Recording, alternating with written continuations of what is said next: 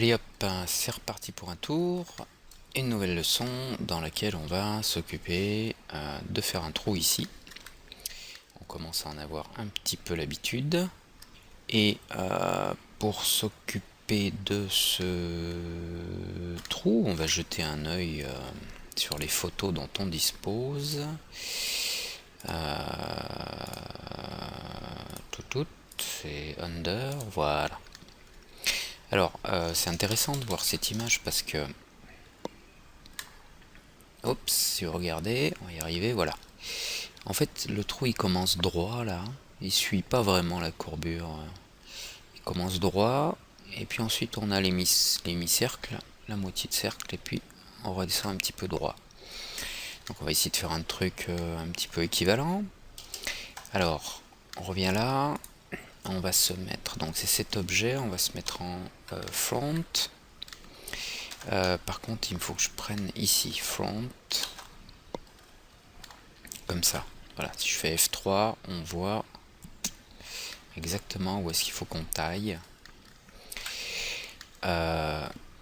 Donc on va tout de suite commencer. On peut peut-être faire un petit truc avant, c'est ajouter une médiane. Alors ce serait bien de mettre une transversale. Malgré que ce soit pas certain, mais on peut aussi, on peut mettre une transversale. Et en tout cas, on va mettre une médiane. Alors, on va tout de suite descendre ici. Alors, le travail va se faire post-symétrie, c'est-à-dire qu'on a la symétrie là. Donc, je quitte là le mode Age. On a la symétrie. Hop. Et là, je vais rajouter un Edit Poly au-dessus de la symétrie pour pouvoir modifier le résultat de la symétrie. Tiens, par rapport à la symétrie, là, les vis sont pas en face, mais... Oui, encore une fois, hein, c'est parce qu'on s'est basé sur la photo de dessus, qui malheureusement n'est pas bonne, donc résultat, on est un petit peu décalé, mais bon, il s'agit d'un millimètre. Voilà, la console fait un millimètre de moins à droite. Rien de grave. Alors je pourrais éventuellement décaler le mirror, mais il faudrait que je fasse la même chose sur tous les autres éléments, vous voyez. Donc ça va être un peu pénible, on va rester comme ça, à 1 millimètre près, quoi. Alors, par contre, ce qui est étonnant, c'est que le perçage, là, on est en face. Bon, ok. Allez, sur ce nouvel Edit Poly, on va mettre un Swift Loop. Alors, il n'arrive pas à le faire complètement, parce qu'ici, on a une face avec... c'est un n-gone, là, avec 5 côtés, mais on va quand même tracer là, au milieu. On va se mettre à peu près au milieu du cercle, voilà. Ah, ah oui, il poursuit pas. Je peux peut-être temporairement enlever cette ligne. Alors, CTRL backspace. Comme ça, là, je vais pouvoir faire un Swift Loop correct ici. Et puis, on va faire un connect entre ces deux lignes. Ce serait bien d'avoir un connect à la hauteur du centre du trou, là, mais ça va vraiment être très bas.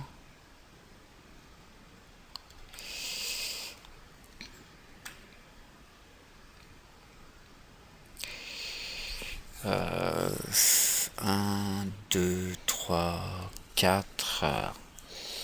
On peut peut-être se débrouiller sans. On va se débrouiller sans. On va essayer sans. On va faire un cut d'abord.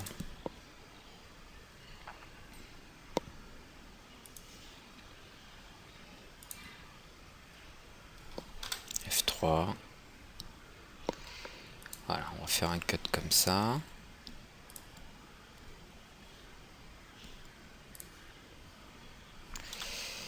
F3, je vais redescendre là. Et puis là en bas. Ah, voilà. Il va falloir faire la même chose de l'autre côté. Ce qui va être moins évident. Ce qui va être moins évident. Alors, je vais sélectionner quand même un Edge là pour pouvoir... Alors Alt Q pour passer en mode isolé.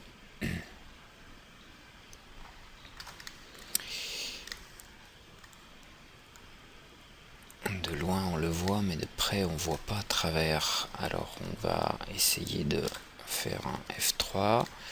On va se caler à peu près en face. Le problème c'est qu'on va avoir l'autre partie de l'objet qui va venir devant. Donc on n'a pas besoin de la précision la plus extrême. Voilà, on va se mettre comme ça, puis on va couper ici, à peu près en face. Donc avec un cut, on va faire un cut de là à là, ici au milieu de la face, ici, ici, ici et ici. Ok. Résultat, voilà. Bon, c'est pas le truc le plus précis du monde, mais ça fera l'affaire. On va terminer les cuts là pour faire le tour. Comme ça. Et puis on va venir là. Je vais juste voir ici si j'ai une double ligne. Il faut que je termine également le cut là. Ouais. F3, on verra mieux ce qu'on fait. Voilà. J'ai une double ligne, il faut que je termine avec un cut. Comme ça. Donc même chose de l'autre côté. On va essayer. Alors je vais sélectionner les deux points, comme ça je pivote autour. C'est plus pratique. On va faire du cut là. Là, on est un petit peu incliné, donc on va se retrouver là, ok. On n'est pas tout à fait en face, mais on va aligner ça après. Hein. Voilà. Donc là, c'est terminé. J'ai fait ma coupe. Je pense qu'il faudrait une ligne de tension là autour. Ce serait raisonnable. Donc avoir la même découpe là autour. Ce sera peut-être plus pratique de le faire après avoir enlevé les polygones qui sont là. Voilà, on va supprimer les polygones. Et si je sélectionne en Edge ces lignes, on va le sélectionner en border. Voilà. Comme ça j'ai tout le border et on va voir si je peux faire utiliser un chamfer ou un extrude à plat. Un chamfer, voilà, un chamfer, c'est très bien, nickel. Exactement ce qu'il nous faut. Un petit chamfer de maintien là. Si on regarde avec le turbo smooth final, voilà ce qu'on obtient. Donc il va falloir tirer un petit peu, peut-être écarter ces vertex là, un peu à l'extérieur, on va voir. On va maintenant consolider tout ça. Alors, mettre sur un axe où on voit mieux. On peut faire une consolidation là, pour tirer des quads. En haut, malheureusement, j'aurais pas un quad. Donc il vaut mieux que je tire là, en diagonale. Je dirais comme on a l'habitude de faire dans ces cas-là. On fait plutôt quelque chose comme ça. On va également... Alors, toujours en border, là, je vais resélectionner ce border. On va le fermer. Alors pour le fermer, je vais passer en Edge en appuyant sur CTRL Edge, en cliquant là sur Edge. Comme ça, il me conserve les sélections. Et je vais désélectionner une ou deux choses. Alors ça, en appuyant sur Alt, parce que je vais faire un bridge entre les deux parties. Alt ici. Et maintenant, on va faire un bridge. Bridge. One step, ok, one segment. Est-ce qu'il me le fait là? Oui, c'est bon, il me le fait. Je valide, voilà. Maintenant, la pièce est fermée. On va également ajouter les petits renforts comme on les a là. Hein. Ici, on a un double puisqu'on a un chamfer simple de 2 traits. On va créer les mêmes. Alors je vais désélectionner les petits bouts là, les petits segments ici, parce qu'on va les traiter à la main, je pense.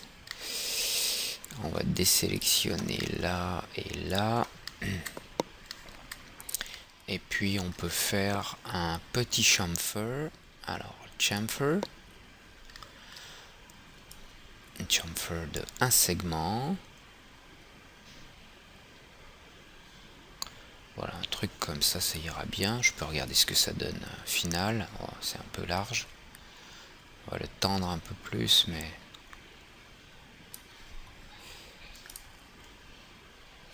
« 0,05 cm. 0,03. Allez, 4. C'est mon dernier mot. Je valide. Ensuite, il faut qu'on s'occupe de ces triangles quad qui n'en sont pas vraiment. Alors, le mieux, c'est de faire le tour avec les lignes, je pense.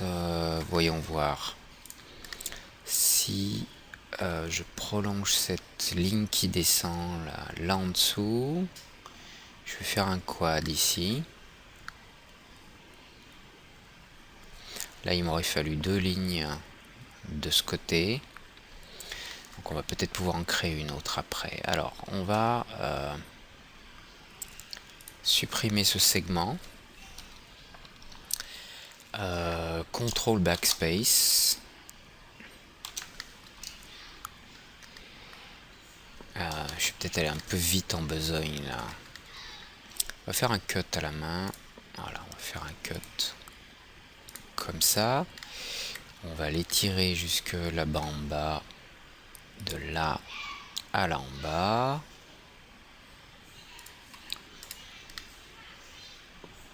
On va faire la même chose de l'autre côté. Là à là. Voilà. Ok. Et maintenant, en fait, on n'a plus qu'un petit weld à faire. Vertex, target weld. Ici, on va faire entre ces deux points. Et on va supprimer cette ligne là au milieu. Backspace. Oups. Voilà. Donc ça m'a fait un quad. Je vais sélectionner quelque chose pour pouvoir faire une rotation tranquille. On peut éventuellement tirer un peu ce vertex à l'extérieur pour là, dans ce sens là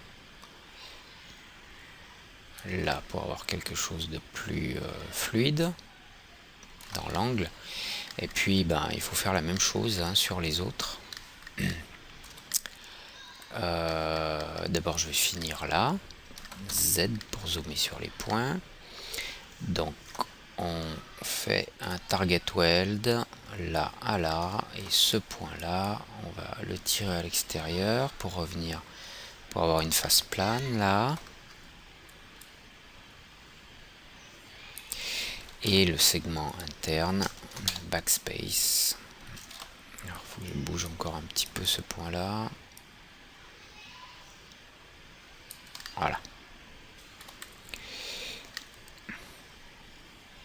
Ok, donc il faut aller faire ça de l'autre côté maintenant. Alors je vais repasser en mode en vue de perspective là pour pas être ennuyé. Donc ceux-là ils sont faits. On va s'occuper des autres ici. Zoom. Et on va faire le même cut que de l'autre côté. Cut de là à là. Et de l'autre côté, un petit cut. Hop, hop. Ensuite, un weld. Là. Un autre weld de l'autre côté. Oups, pardon, j'ai fait un Alt W. Un autre weld ici. Voilà. Et celui-là, il disparaît. Je vais mettre en vertex parce qu'il faut que je bouge un des points. Donc je peux déplacer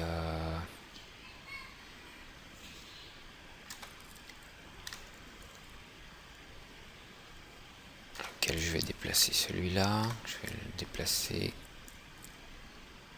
par là. Ok, et de ce côté, faire disparaître ce Age là au milieu, backspace. Oups, voilà. Et en mode vertex, on va déplacer celui-là là jusqu'à être à plat. Voilà. Ok. Alors si je regarde maintenant avec le lissage, voilà ce que j'obtiens. Il reste encore quelques consolidations à faire. Notamment c'est cette partie là qui m'intéresse. C'est pas trop mal, mais je pense qu'il faut sans doute tirer un peu ces points là. Voilà, pour que ce soit un petit peu droit là, puis après on a la courbe. J'ai peut-être un petit peu trop tiré les deux qui sont là. On peut avoir un petit peu de courbe, hein, c'est pas non plus très méchant.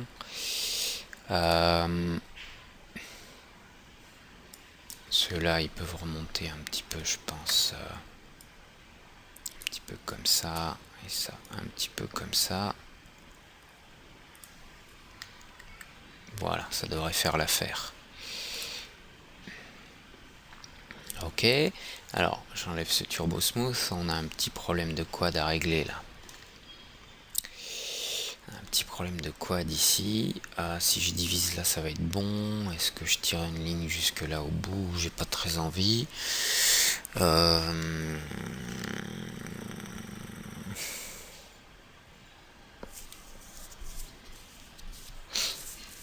sais pas trop ce que je vais faire de tout ça. Si le mieux serait de tirer une ligne complémentaire là, même si j'en ai pas de l'autre côté. Je sais pas si tirer une ligne de là jusque là.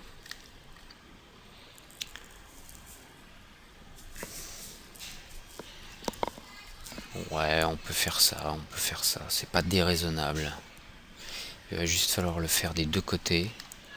Donc je vais bien me mettre ici en front.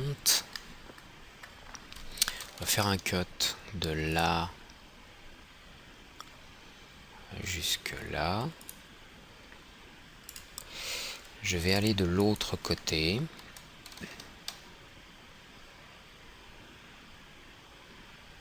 Voilà. On va faire la même chose, un cut de là jusque F3 jusque là. On va non, il fallait tirer de là-bas. Je vais annuler, on va supprimer ce edge là. On va refaire un cut de là jusque F3 jusque là. Voilà.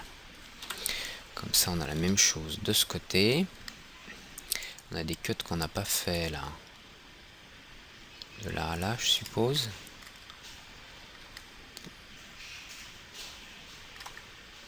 Non, j'ai fait à côté.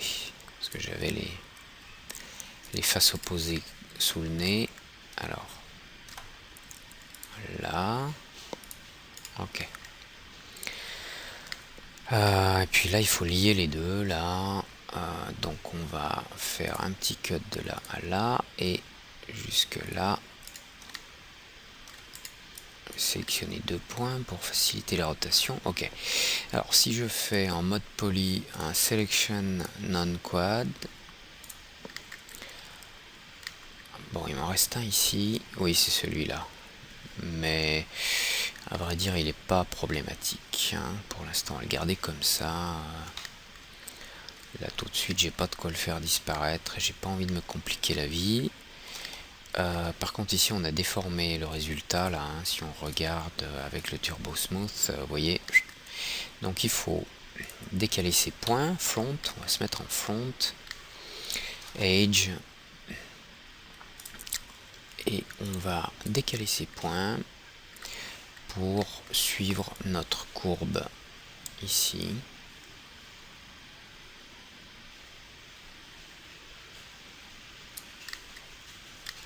Alors si je regarde en finale, c'est peut-être un petit peu trop par rapport à ce qu'on a en face.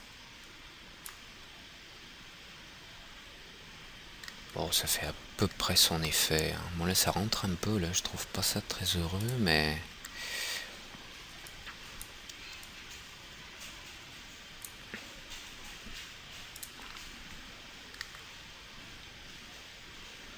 La tension est un peu raide là-bas.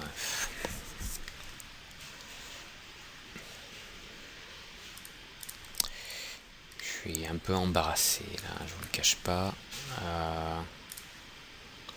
Donc ces points-là.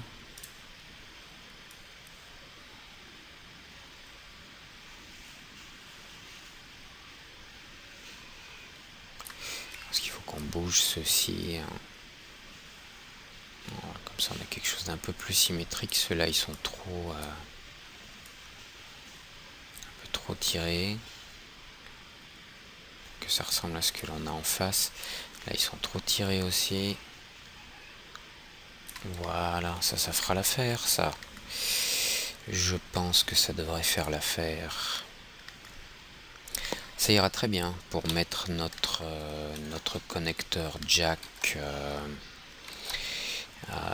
qu'on peut voir ici, front, voilà. Bon, je pourrais agrandir un petit peu tout là, pourquoi pas.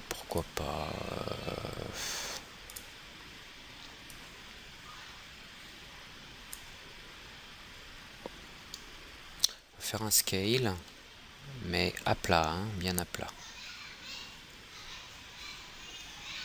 Alors, je suis en train de décaler ceux du bas là, donc il faut que je remonte tout.